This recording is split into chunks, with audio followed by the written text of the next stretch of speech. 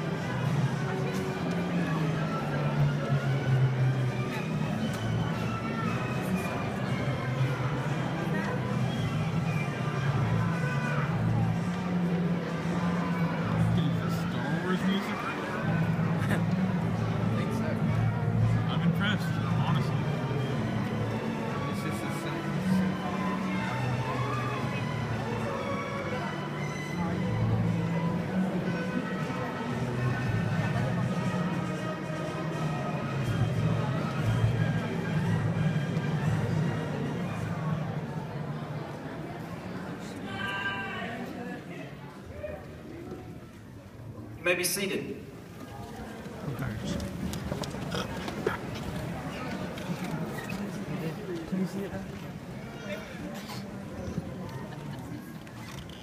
Welcome and good evening, everyone, and welcome to the Paul L. Kelly Volunteer Academy commencement ceremony. It is August, but we're having those spring showers out there, so glad that everyone can be here. My name is Lynn Hill, and I serve as the principal. And it is a pleasure to be here with each of you to celebrate the accomplishments of the students sitting in front of me. On stage, we have two student speakers that are graduating and will be with us and speaking in just a minute. Dr. Jim McIntyre, Superintendent, please stand.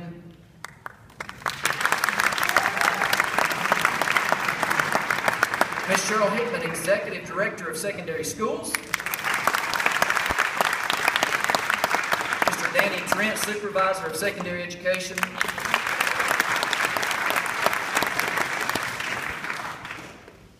Daphne Odom, who has three young ones down here on the front row, also a Supervisor of Secondary Education. One of our staff members, Ms. Liz Honeycutt, is here and she will assist in the presentation of the diplomas. And we use this graduation also as an opportunity for not only those who are attending Kelly Volunteer Academy, but also the summer programs out in all the traditional schools. If they graduate during the summer and they choose to participate tonight, they can. And we will have two students, one from Carter and their principal, Mr. Seavey, is here, and also from Central we have one student, and Miss Katie Lutton, one of the assistants, is also here on stage with us.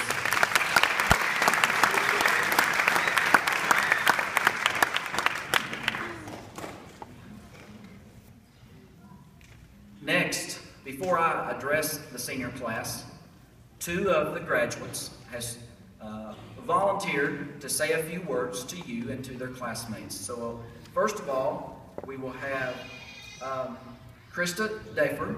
Yeah! And then after her,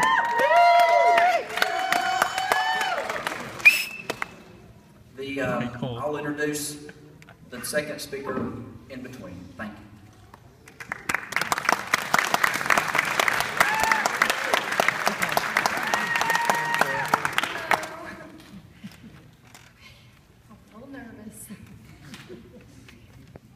Fellow classmates, we all went into high school the same way, with the mindset that in 4 years, you'd walk across the stage with the same people you've known since middle school, some of them elementary school. But somewhere down the road, that plan changed for all of us. For me, it was my sophomore year at Bearden High School. Since the 6th grade, I struggled with headaches, but sophomore year is when migraines became customary with my everyday life. The never-ending agony in my head caused me to fall behind in my schoolwork, and by my junior year, I was a high school dropout.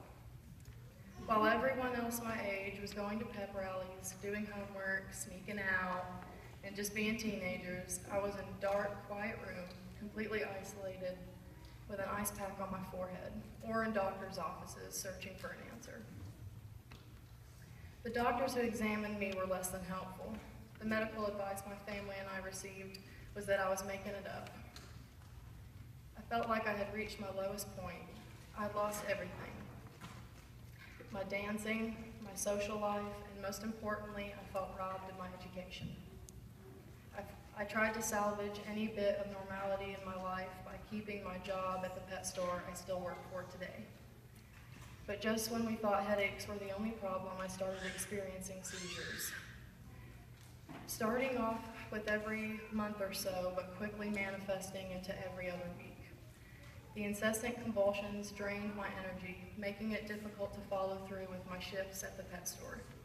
I thought for sure they were going to fire me, but no matter how many times I called in sick or did my fish out of water impression in their break room, they always assured me that they loved me and that I would always have a job there. But just when it felt like there was no one left to help me, God sent me an angel. And her name is Ilsa Anderson, and she immediately adopted the role of my lead physician in the quest for my cure. She herself suffered like I had, pleading with every doctor she could find, until she ultimately diagnosed herself with Chiari malformation. Recognizing the similarities in my case, she referred me to Dr. Hefez, head neurosurgeon at the Columbia St. Mary's Hospital in Milwaukee. After reviewing his scans, although I had had many others before then, he positively diagnosed me with Chiari malformation type 1, which in my case is a 77mm dissension of my brain tissue into my spinal canal. The following month, on September 15, 2014, he performed my decompression surgery, which involved removing a piece of my skull and moving everything back where it should be. And I have been migraine-free ever since.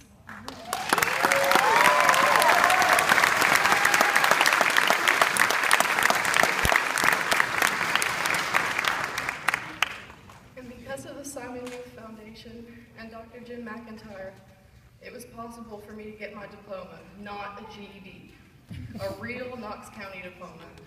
These teachers became like family to me, encouraging me every step of the way and easing me back into a schedule that didn't overwhelm me.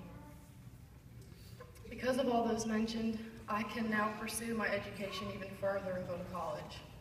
A dream I thought had slipped through my fingers. If you take anything away from my testimony, please let it be 1 Peter 5:10. And after you have suffered a little while, the God of all grace, who has called you to his eternal glory in Christ, will himself restore, confirm, strengthen, and establish you. I needed to suffer. It was his plan, and I'm stronger having gone through it. I'm thankful for it, because this is my second chance to worship him and show him how grateful I am for every day, even the bad ones.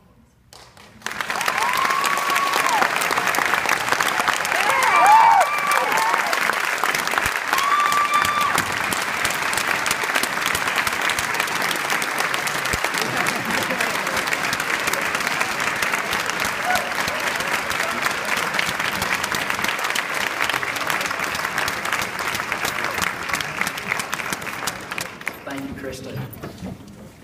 Have you ever stood in front of a crowd and tried to speak,